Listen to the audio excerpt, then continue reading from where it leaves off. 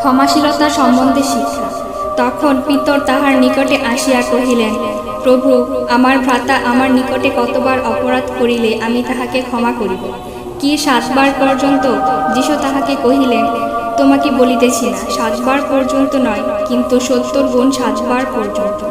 এই জন্য স্বর্গরাজ্য এমন একজন রাজার তুল্য, যিনি আপন দাসগণের কাছে হিসাব লইতে চাহিলেন। তিনি হিসাব আরম্ভ করিলে একজন তাহার নিকটে আনিত হইল, যে তাহার 10 সহস্র তালন্ত ধারিত।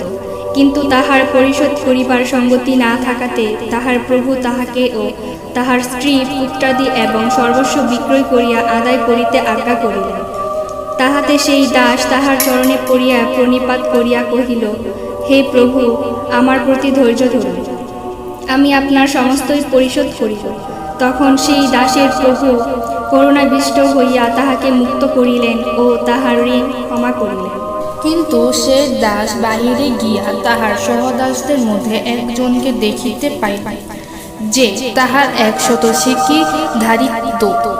সে তাহাকে ধরিয়া গলা টিপি দিয়া কহিল, তুই যা ধারিস তাহা পরিশোধ কর।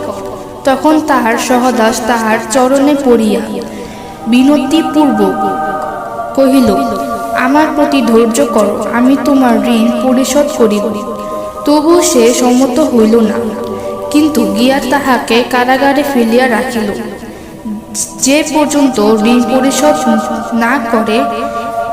এই ব্যাপারে দেখিয়া তাহার সহদাসেরা বড়ই দুঃখিত হইল, আর আপনাদের প্রভুর কাছে গিয়া সমস্ত বৃত্তান্ত বলিয়া দিল। তখন তাহার প্রভু তাহাকে কাছে ডাকিয়া কহিলেন, দুষ্ট দাস, তুমি আমার কাছে বিনত করাতে আমি তোমার এই সমস্ত ঋণ ক্ষমা করিয়াছিলাম। আমি যেমন তোমার প্রতি ক্ষমা করিয়াছিলাম, তেমন তোমার সহদাসের প্রতি ক্ষমা করে তোমার উচিত ছিল না?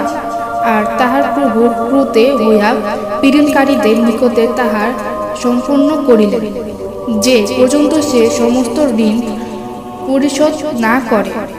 আমি স্বর্গীয় পিতাও তোমাদের প্রতি এরূপ করিবেন, যদি তোমার প্রতিজন অন্তঃকরণের সহিত আপন আপন ভ্রাতাকে ক্ষমা না করো।